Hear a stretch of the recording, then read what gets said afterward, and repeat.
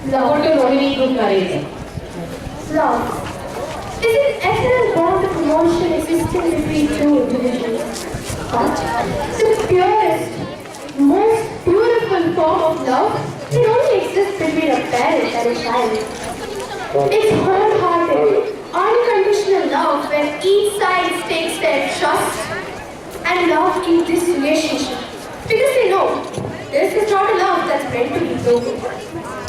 It takes immense courage to love like that. But all positives have a negative. Love has this other relation. It's an ugly relation. And we have taught it as betrayal. Betrayal breaks hearts, it brings tears to the eyes, it destroys the person who had staked their everything in this bond of love. Good morning, my dear friends, and welcome as I, the narrator of Rohini House Oishi, guide you through this heart-touching tragedy called King Lear, who is written by none other than the greatest playwright and literary genius, William Shakespeare.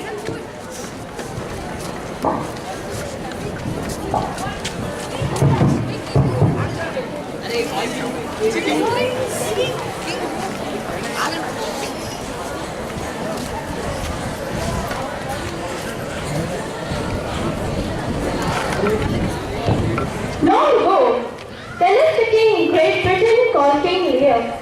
He had three beautiful daughters. The first one was Violet, wife of Duke of Pageant. The second daughter, Rohini, wife of Duke of Cornwall. And the third daughter was Cordelia, a young and a beautiful maid for whose love the King of France and Duke of Burgundy were joint suitors. At this time, they had come to stay at King Lear's court for King's approval to marry Cordelia. Your Highness, King of France and Duke of Burgundy have come here to purchase the King of Cordelia's courtship.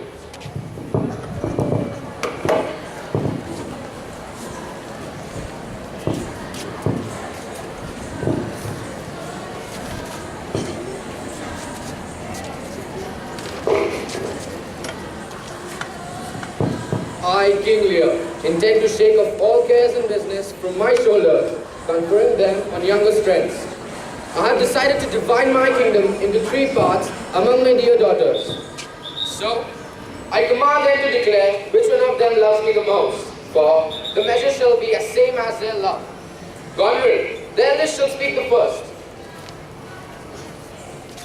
Father, I love you more than words can feel the matter. You're than eyesight, space, and liberty. Beyond what can be valued, rich or rare, no less than life, with grace, health, beauty, and care. As much as child of a love, the father fond of love, that could make bread poor and speech unable. Beyond all manner of so much, I love you. Well, I'm greatly pleased, and I shall give you and your husband, the Duke of Albany, 1/3 of my kingdom. Now, my second daughter, Regan, wife of the Duke of Cornwall, shall also speak of her heart. Father, I'm need of the sanctity in which my sister is, and prizes me at her worst. In my true heart I find she needs the very deed of love. Only she comes too short that I profess myself an enemy to all other joys, which the most precious square of sense possesses, and find I'm alone facilitate your dear Highness love. Good heavens! I'm so blessed to have such children, and I shall give you and your husband, the Duke of Cornwall, 1/3 of my kingdom, just as your eldest sister. Now, Cordelia, my dearest one, shall also speak of her heart. I've nothing to say, my lord. Nothing? Nothing. Nothing will come of nothing. Speak again. Unhappy that I am, I cannot heave my heart into my mouth. I love your majesty according to my bond, no more, no less. How, Cordelia? Lend your speech a little, lest it may mar your fortunes. Good, my lord, you have loved me, fed me, and begot me. I return those duties back to you the right way. Obey you, love you, and most honor you. Why have my sisters husbands, and they say they love you all? Happily, when I shall wed,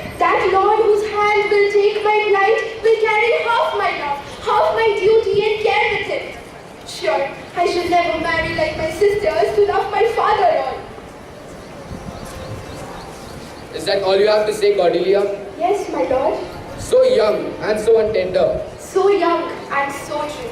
Let it be so. If your thoughts are so untender, let mine be too. Here now I am disclaiming all my paternal care from my youngest daughter, Cordelia, my property of blood. From this moment, she is a stranger to my heart, as thou, my sometime daughter.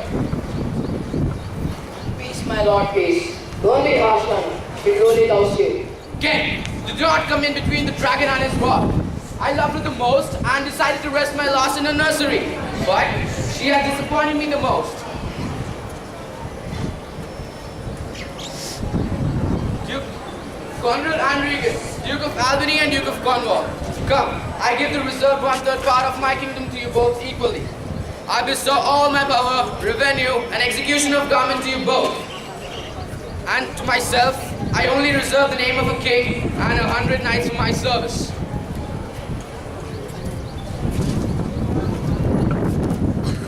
Wait, oh my dear king. I wanted you as king, loved you as father, followed you as master.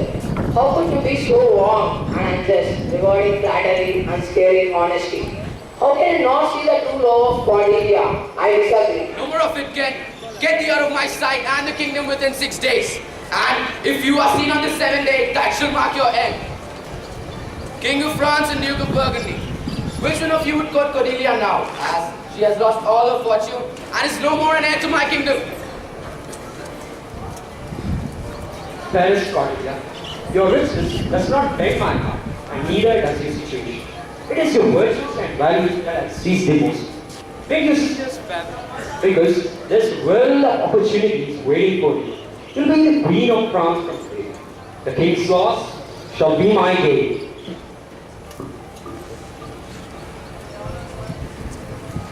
All the courtiers were filled with astonishment, for the king did not see Cordelia's earnest love for him.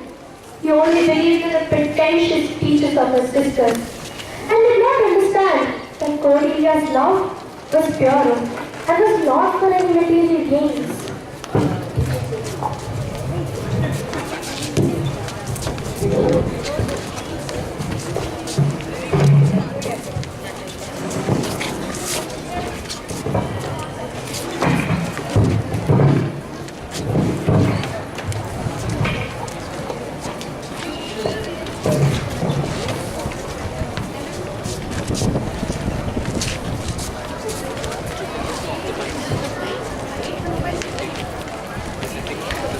The other side of the story narrates the sad saga of another father and his sour relationship with his son.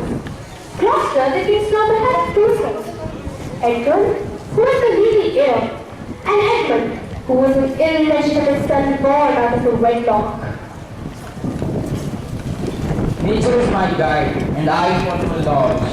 But why should I be put up with the stupidity of an old society just because I'm months younger than my older brother? My services are bound when my dimensions are well compact. My mind is generous, and my shape is true. Why should I be the inferior, illegitimate? If this letter speaks and my invention thrives, I, illegitimate, shall prosper, rise and grow, and the gods shall stand up to me. Ken vanished, Frank departed, and all the Britannians such an age. How now, Edward, what news? Oh, please, the lordship, none.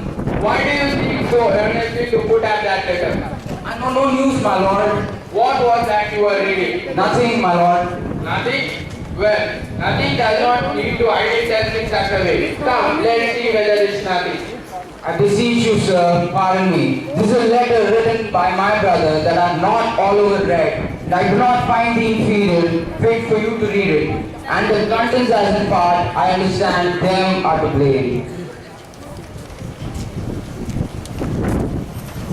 The quality of paying respect to age makes the world a bitter place for aging and live youth. It makes our fortune from us till our oldest cannot realize them. It is a full stand. If father would be happy forever, you could enjoy half revenue. Edgar, conspiracy.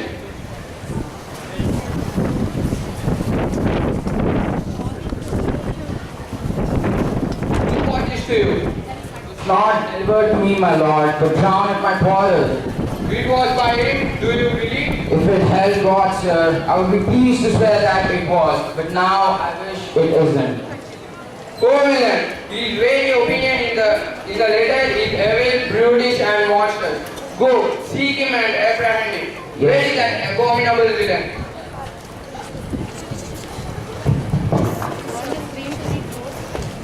How now, my brother Edmund? What contemplation are you in? A serious prediction, brother. The displeasure of a father is going to come upon you as an eclipse. Upon me? But why? What have I done? He found this letter written by you and is very furious. This letter, written by me, I am sure a villain is trying to do me wrong. This is so, brother. You should go into hiding till our father comes down. Will you surely keep me informed till our father comes down, brother? I'm an honest man, brother. I will serve you in this. A creatless father and a noble brother are gone forever, and now all the business shall be mine.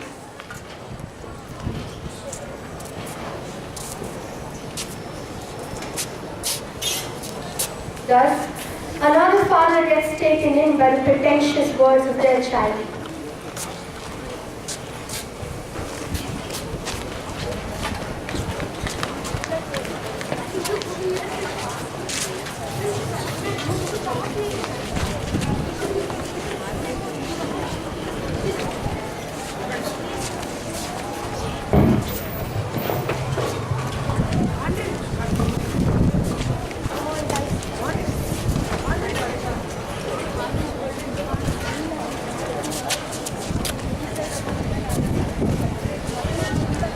Meanwhile, at the palace, Cornwall and Regan start to show their true colors to the king. Cornwall begins to grudge the king, and his knights gives him a cold treatment. She even instructs the chief servant Oswald to entreat the king and deprive him of all the royal comforts. But at this time, Kent, the loyal servant of the king, disguises himself and returns to the king's aid.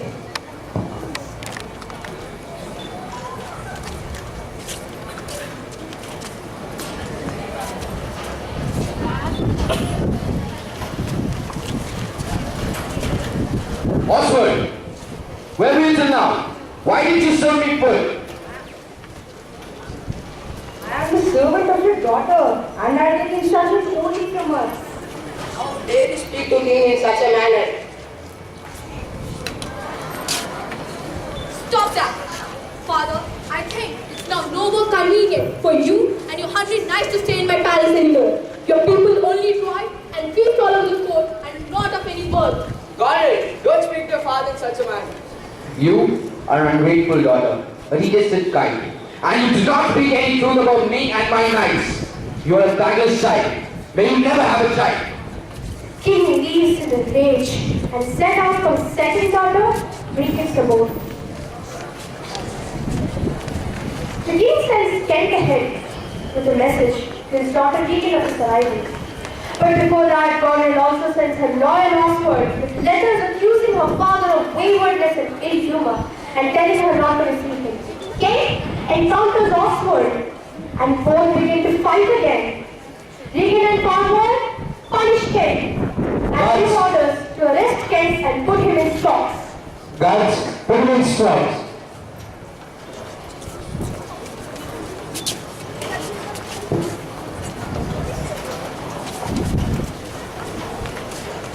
Who did this to you, Ken? Where is Regan?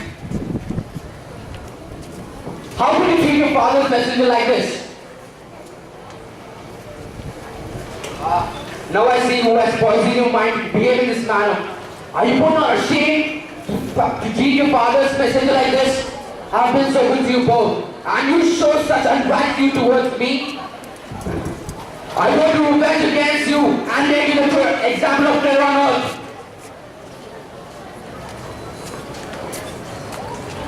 Night befalls and a great storm begins to blow.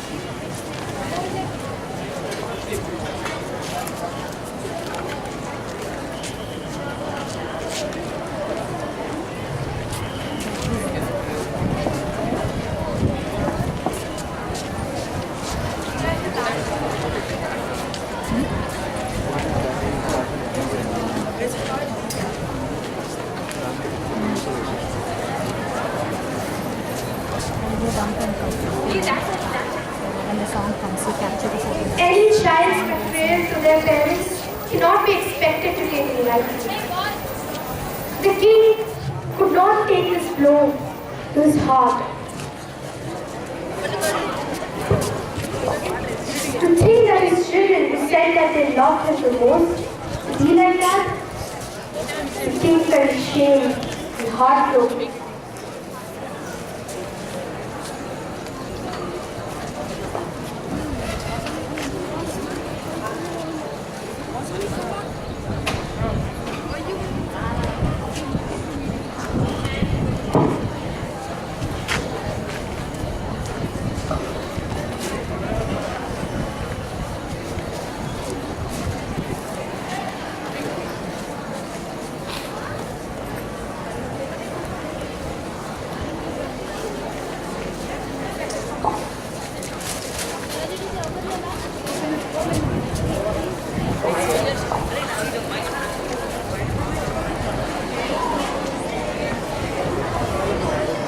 Thus, the heartbroken king wanders in his madness.